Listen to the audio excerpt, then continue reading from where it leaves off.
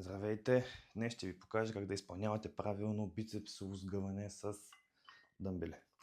За целта дъмбели, подходящи килограми.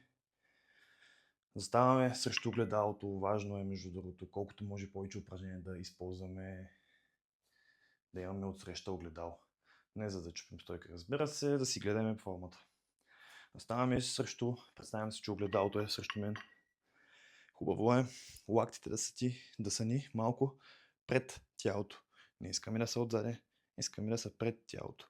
И от тук движението, това, което аз много обичам да правя, когато правя бицепс, е да натоварвам едновременно медиалната и латералната глава. Или иначе казано, вътрешната част и външната на бицепса, понеже е двуглав мускул.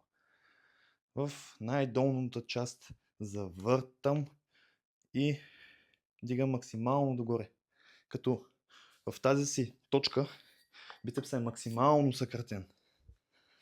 Това е изпълнението на бицепсово сгъване.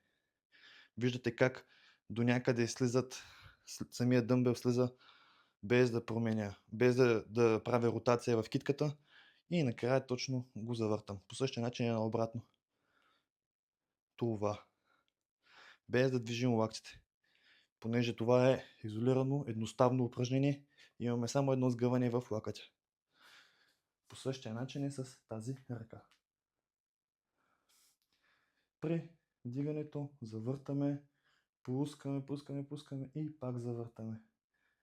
По този начин, както казвам, натоварваме и двете глави едновременно. Може да се изпълнява с двете ръце заедно.